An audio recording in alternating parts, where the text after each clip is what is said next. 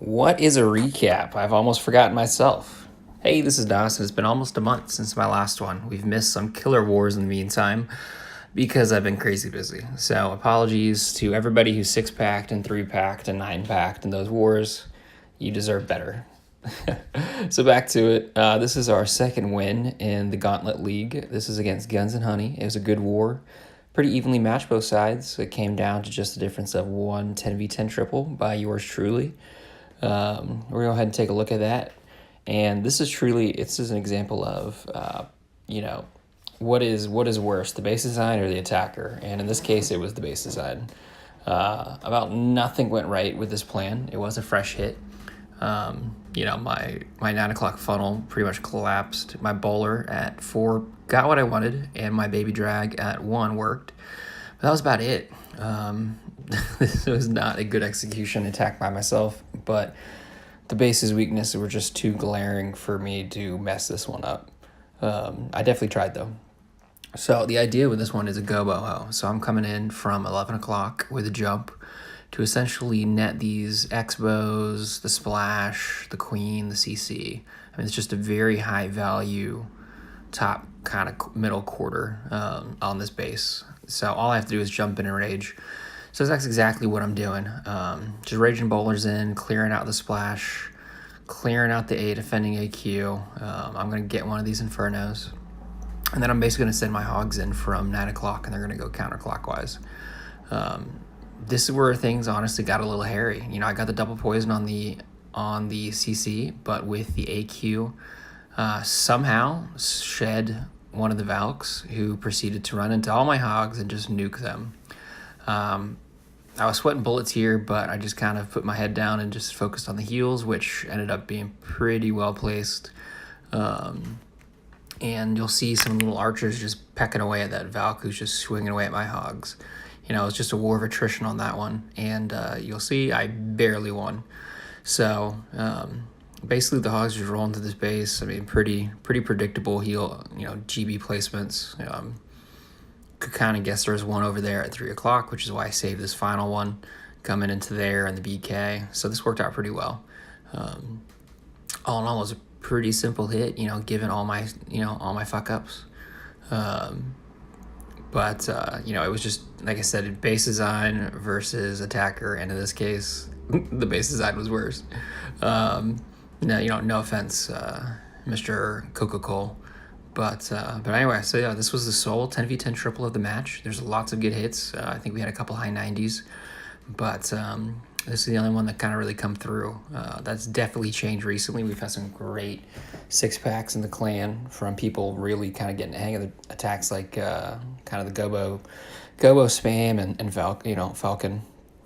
So, hopefully these recaps coming up are going to have a lot more 10v10 action for you guys. We kind of dive into the 9s at this point. I kind of picked a variety. We had everything from Trizap to Gobo Lalo to Gobo Ho and some witches. So lots to choose from in this war. Our 9s kicked ass top to bottom. And that's been a current trend, which I'm thoroughly loving. I think they're hitting close to 65%, which is just an absolute great rate right now. This is setting us up for success, giving us a little bit of breathing room as the 10s. And so you see with this one, it was a pretty interesting entry from the corner. I mean, lots to clear to get those guys in, but he managed to do it, which was impressive. But it was good value. It was a risky entry point, but good value getting in there, and just absolutely guts this base. So I mean, there's not going to be a lot for his air phase. You're going to see it's going to start coming in, and he's just going to kind of steamroll the rest of this base.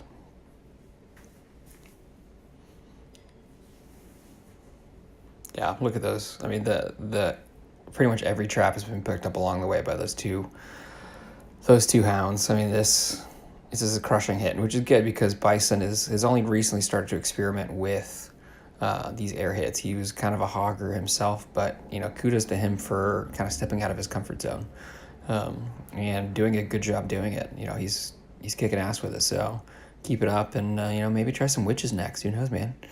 But kudos to Southern for this. I don't know if he six-packed this war. We'll have to look at the end. It's been about a week since I recapped this one. I bet you guys thought I wasn't going to do it, didn't you? Anyway, so he ends up getting a nice little triple. Again with a nice gobo lalo. So grats, mate. And it was an interesting entry, but way to pull it off. So this one, I believe we have I think we're going with the Trizap. No, we're gonna go with TDH. Ah, yes. So Adida has really adopted this one. It's a beauty to watch. He's gonna steamroll this base with his TDH. It's a very patient hit, kind of a textbook. Basically queen charge into Lalo. If I had to kind of post this one for other nines to reference, this is definitely the hit to watch. So yeah, so here he is. He's basically walking the queen in, and he's gonna basically charge in. He gets the rage a little bit late, but it's good. It's gonna be a little interesting with these these WBs. He misses it, but honestly, he doesn't freak out. And now that I'm remembering this hit, it is not ideal, but it's a great example of not stressing under pressure. He had just the amount of right of wall breakers to achieve his goal, even though the queen walked the wrong direction. And as you can see here, he kind of sees what's coming. This baby drag is going to nuke his healers. And there's not much you can do with it because she's just distracted by these skellies. And so, luckily he's got the wall open. Luckily the baby drag is going to go down with some quick thinking with that minion. And he's going to just enough from this queen to get what he needs, which is these two ADs and the defending AQ. So this was, while it wasn't actually an ideal TDH, this was a great adjusting on the fly hit. Kind of showing, not to stress out and just let the plan work itself out. It'll do what it'll do. So kind of wrapping up this hit, he's got the haste and the heals to get through these back end defenses. It'll be a little hairy with that 12 o'clock sweeper, kind of staying up. But as you can see here, he's still going to do a great job of moving through this thing. So you can see the heal is just keeping him up through that double AD in the corner, and luckily that single loon distracted those guys enough, distracted the sweeper enough for those loons to go in and clear out those two ADs. So that was a great job, and honestly pretty lucky, but it really worked out for him. So with that, it'll be a pretty simple cleanup, just rolling through these defenses. But like I said, this was just a great example of kind of keeping calm and carrying on the 3-star. I'm surprised they haven't made that a shitty 2-shirt yet. But anyway, so great job, Adida. I think you actually did 6-pack this one. But like I said, we'll scroll down and see at the end of this war. I remember I did that. And then I believe this is our fearless leader, Seth, who was going to do a Trizap. And so this is looking at the dragon hit. And you can kind of see how he works around it from there.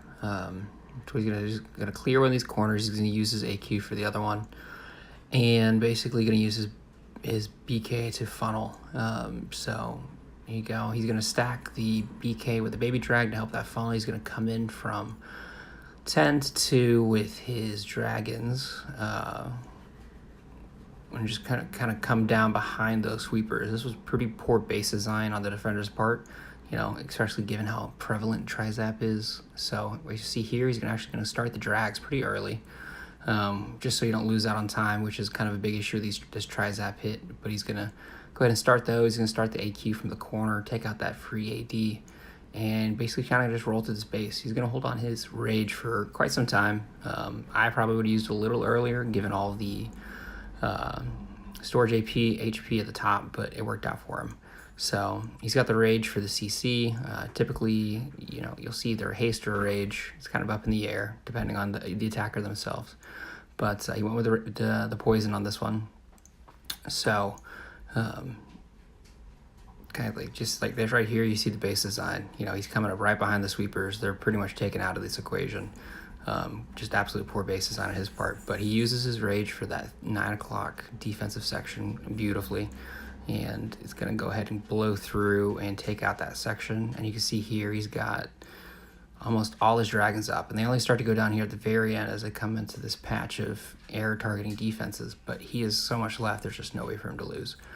And you see here, they just roll in and they're just going to steamroll the rest of this base. So pretty nice textbook tri-zap on Seth's part. So great job, Fearless Leader, and keep up those 3 stars.